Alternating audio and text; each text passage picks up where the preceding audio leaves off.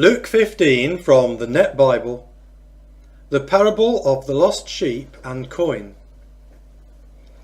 Now, all the tax collectors and sinners were coming to hear him. But the Pharisees and the experts in the law were complaining, "This man welcomes sinners and eats with them." So Jesus told them this parable.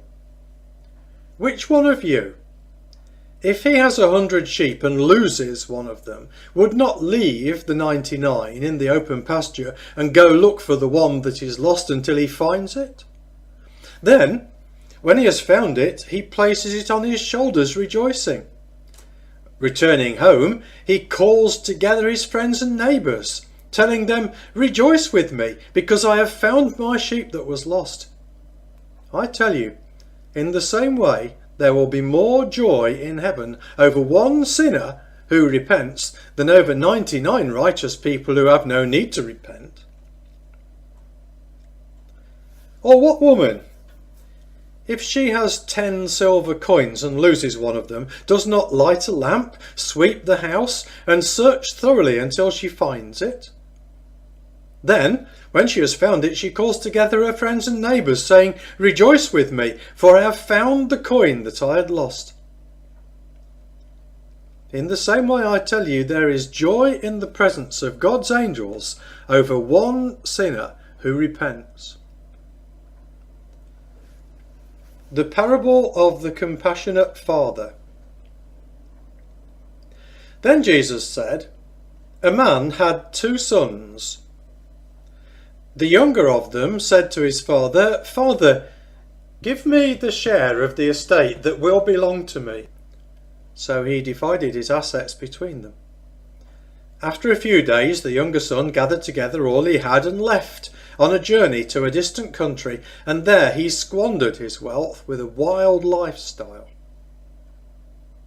Then, after he had spent everything, a severe famine took place in that country, and he began to be in need.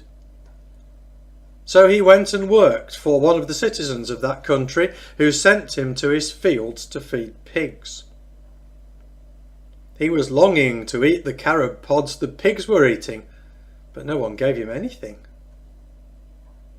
But when he came to his senses, he said, 'How many of my father's hired workers have food enough to spare?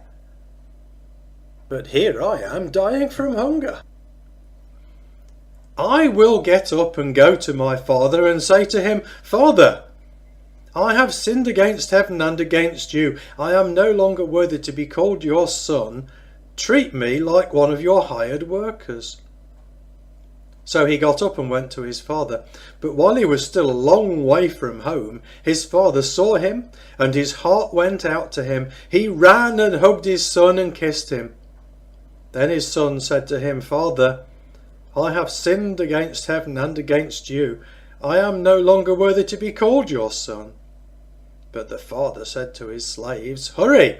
Bring the best robe and put it on him. Put a ring on his finger and sandals on his feet. Bring the fattened calf and kill it.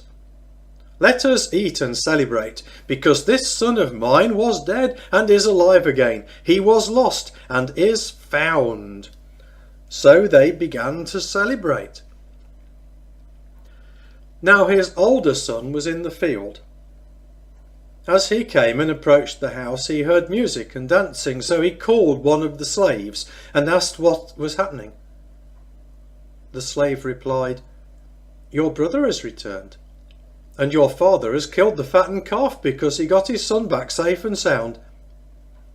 But the older son became angry and refused to go in. His father came out and appealed to him, but he answered his father, 'Look, these many years I have worked like a slave for you, and I have never disobeyed your commands. Yet you never gave me even a goat so that I could celebrate with my friends. But when this son of yours came back, who has devoured your assets with prostitutes, you killed the fattened calf for him.'